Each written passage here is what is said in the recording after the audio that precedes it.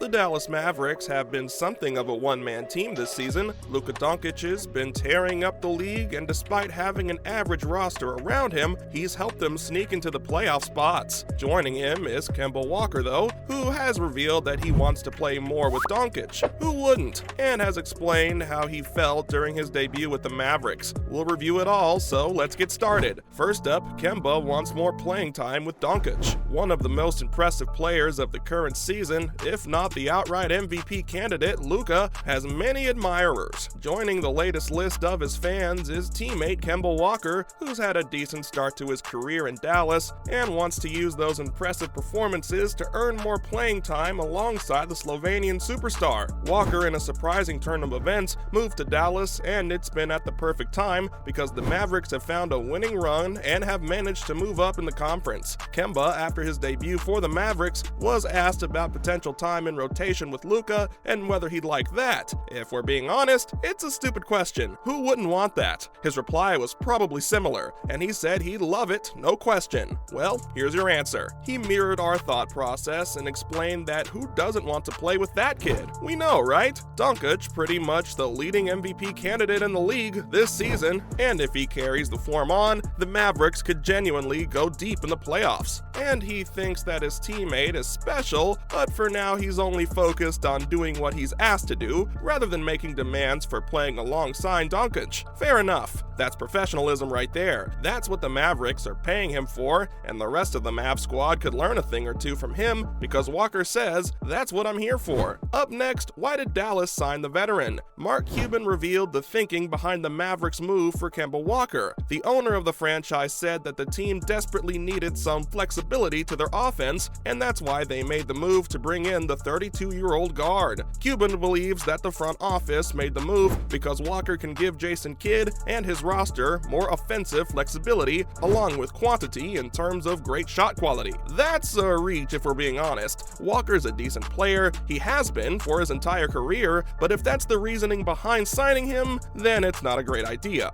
It's obvious that Mark wasn't happy with the Mavericks' struggles from the three of last year, and he believes that they do have enough quality to make them, but he doesn't trust them to make enough of them. That's a very good analysis of his team, but if your answer is Walker, then maybe you're not asking the right question. Not to shade him, but that's not it. Kemba's got an average of around mid-30s from the range. It's very good numbers, but his defensive limitations was always going to be way too big for the current Maverick side. Adding to that, the player proves he deserves more minutes. Walker, a former All-Star, arrived in Dallas with relatively low expectations on his shoulders. After a tough debut, he was thrown right into the mix for the Mavericks as they took on the Cleveland Cavaliers in Ohio for their fourth game in 6 days, and this time they were without Luka Doncic. Spencer Dinwiddie was also rested for the game against the Cavaliers with Kidd, knowing that his two stars needed some rest, and that meant Kemba got the perfect chance to shine and make a name for himself in Dallas. To sum it up in one sentence, he made the most of his opportunity, at least on the night. The Mavericks would fall to the Cavaliers in what was nailed on defeat even before the game began, but Walker's flashes of brilliance gave Jason Kidd and the front office in Dallas some thinking to do. He came up with 32 points and had 7 assists along 5 rebounds in the 42 minutes of action. He even had a block to go with his stat line,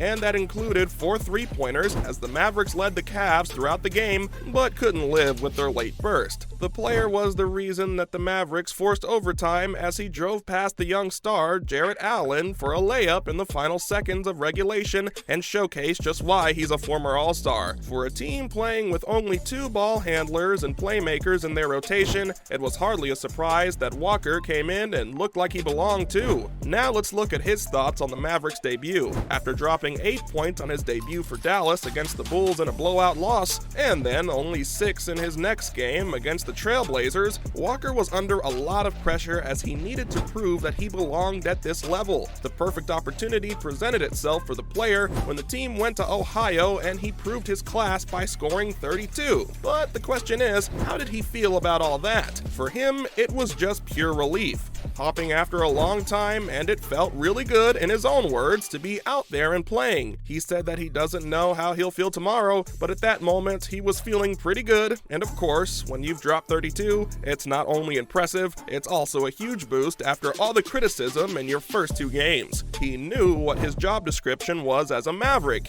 He knew he's been signed to fill in any role he's asked to fill, and he'll just do whatever he's asked to do. The 32-year-old said that he just tries to be ready whenever his game is called, and despite a decent performance, there was no guarantees if he'll stay on in Dallas or whether the Mavericks will choose to part ways with him. Moving on, the Walker experiment fails. As was expected, the Walker move was always going to be a gamble for the Mavericks. He's a good player, don't get us wrong, but for it to work out, he would have needed to make a bigger impression than the one he did in Ohio. He got his chance after impressing against the Cavaliers as he was thrown into the mix against the Minnesota Timberwolves. Walker played 24 minutes, but shot only 33% from the field at 16% from the three-point range to come up with 14 points and 3 assists. It showed his inconsistency because he couldn't follow up from the night before. Not to mention, his struggles with his knee are pretty well documented, and the Mavericks wouldn't want to tie up money in a contract and then have him missing big parts of the season, especially when he hasn't been overly impressive on the court either. Jason Kidd and company afforded another opportunity to the guy when the Mavericks played the Wolves, again,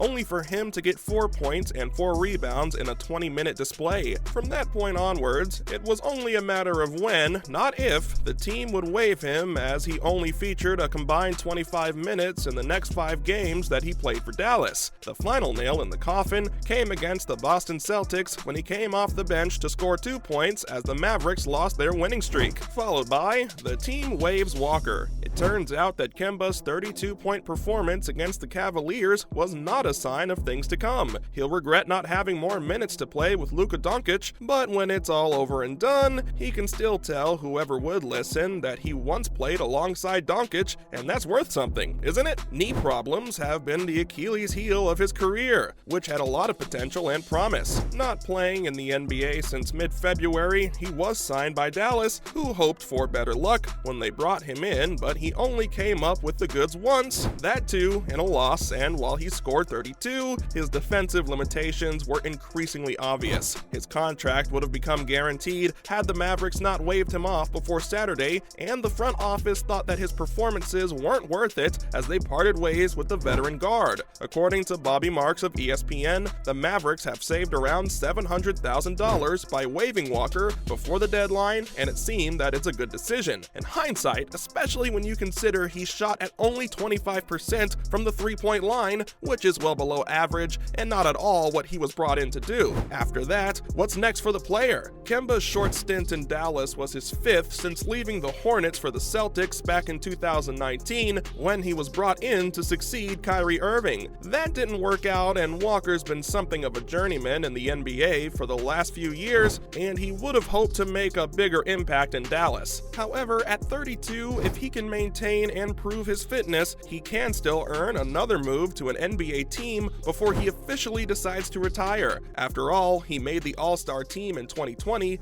shortly before the pandemic, so it's not like he's gotten stale overnight. But the end of the line isn't too far away from him either, as the NBA veteran turns 33 in May. Finally, what's next for the Mavericks? It's obvious that the move was always going to be a wild shot, but their problems are apparent too, and the front office needs to get a move on. Who will they bring next? They desperately need a guard, and it'd be a decent idea to sign a quality player rather than a washed-up veteran. There have been rumors linking the Mavericks with a blockbuster move for Trae Young, but it's surely just rumor. Right, because can you imagine otherwise? That's a wrap for this video. Do you think Walker deserved another shot with the Mavericks, or did they make the right call by waving him away? And who do you think that the Mavs should sign now? Let us know in the comments below. Make sure to give this video a thumbs up and subscribe to our channel for more videos like this. See you in the next one.